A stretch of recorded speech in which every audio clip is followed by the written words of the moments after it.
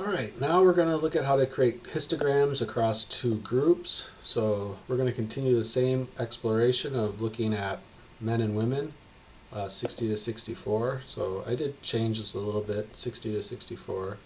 Hopefully the module explains this as well. We're going wages from $1 up.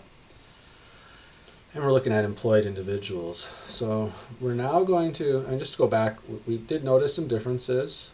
So we're going to now see what's going on from a visual standpoint in terms of the distribution. So this is, summary statistics are one way to look at things, but pictures are also another good way to see things that you can't see just with the summary statistics. So we're going to do wages, and we're going to group by sex. Now, the default is an overlay, and it defaults into an automatic binning strategy. Now remember too that our sample sizes were different. So I'm going to show you what happens when we don't do display density and we do automatic. It sometimes will work, but sometimes it won't. Here what you're seeing here when you look at this, so this was, we just have the counts on the vertical axis, and definitely we're seeing like more men in the distribution over here and more men over here. But there's also more men in the sample. So this could be potentially misleading because we have 200 more men in the sample. So we're going to expect more men than women in most categories. So the way we counter that is we display density instead of counts. So this is probably the most important thing to remember about this skill, is that when we are doing histograms and we're comparing groups, we need to have density instead of counts. Unless you're very lucky and you get a chance where the n is exactly the same for each group. Even then, I think density is better choice. So I'm going to generate, and now I get a little different picture. See, if you notice in the first one, it looked like men and women were equally likely to be making like 20 to 40 and 40 to 60. But now when we look at this, when we've now density, so when we're calculating density, it's now percentages. What percent of men are making in these particular counts, in these particular bins, instead of how many. So here you had the number of them making it. Now it's a lot different. We're having the percentage of each. Now these percentages are, I think this is like micro units. This is like 6 microns. So it's like, I don't know what, 0.0006, or I mean, it's like a lot of zeros. So it's a tough calculation because you got to multiply. Remember that you multiply the density by the bin width. So you're multiplying a bin width of 20,000 times this number here. We could do the math. It would take a little bit. I don't usually worry about the percentages when I have density and bin widths that are so wide. I'm more like looking at what do I notice here. So we were kind of, I guess, lucky here that everything's good. When I'm talking about everything's looking good, all the bins should start at the same spot. So this is not an error where it's wrong. But sometimes when you don't control the start, you might not get these bins to line up. So I think it's very important to not do automatic. I think it's the second thing I would say is I recommend setting the bin width. Making sure you type in a 0 for the start, and then setting how big do you want this to be. I like to start kind of small, so I'm going to start at 10,000. The default, it started at 20,000. I always go to 700,000. I want to pass my upper digit here, and I'm going to make this again. So now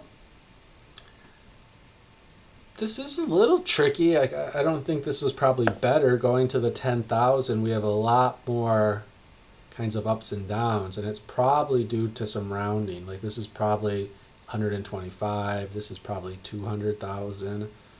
Don't know exactly what's going on here. Maybe this is 100,000. So we're seeing kind of things looking not the cleanest. Like it's just we got a lot of jumps in the data because of the way people are rounding their digits or the way they're reporting their wages.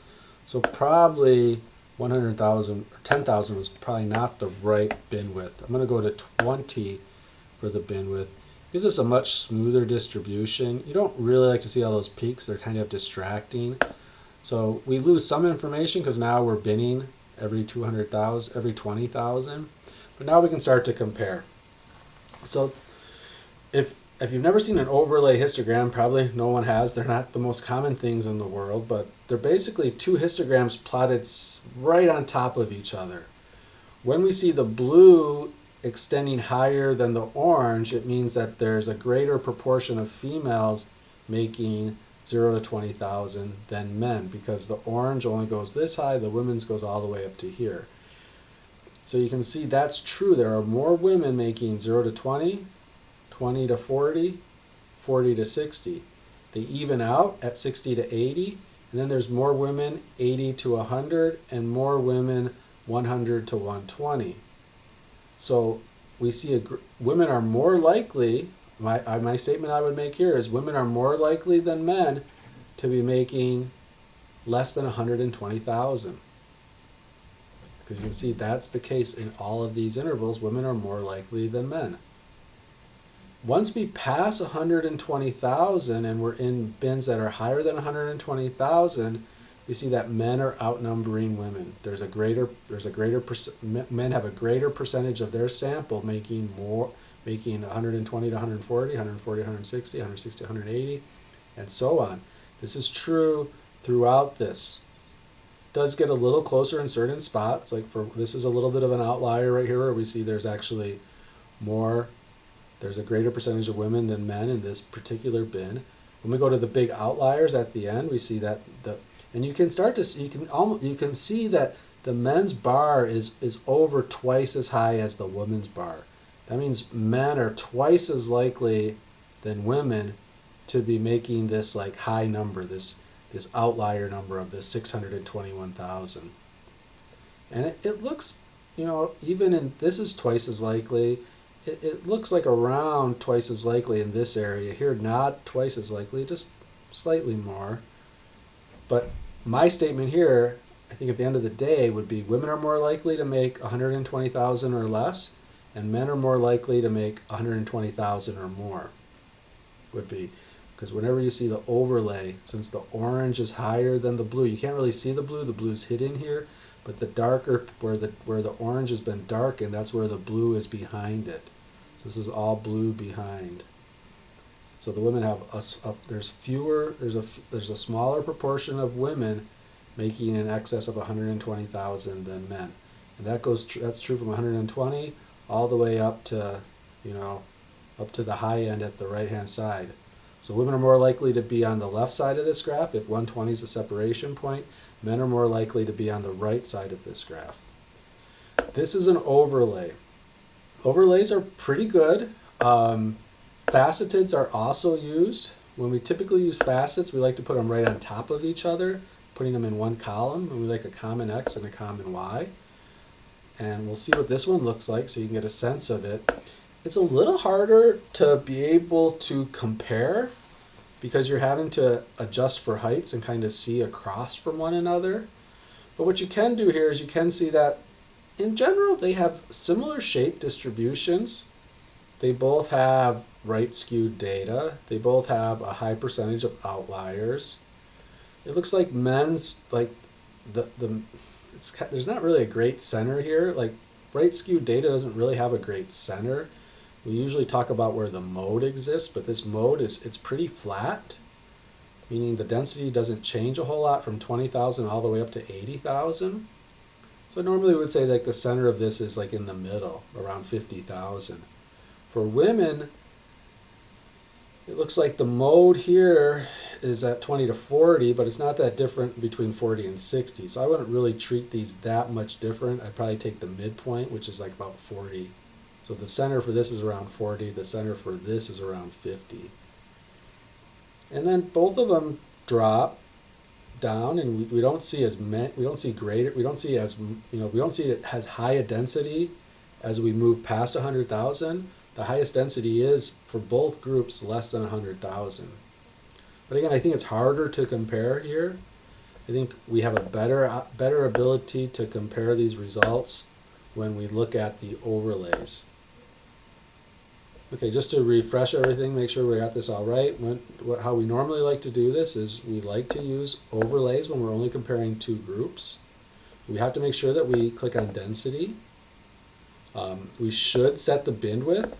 We always want to make sure we enter a 0 in the first spot. We always want to go, this number here should always go beyond the maximum value. I just rounded it up to 700,000. And then you have to find a good number here for the bin width where you don't get too much noise, too bumpy. You want to smooth it out if possible. And at the end of the day, you look at this and you're looking at where is one group having a greater percentage than the other group. And in here we can see that the blue of the women is greater than the orange of the men between 0 and 120,000. Once we pass 120,000, the orange of the men is higher than the blue of the women.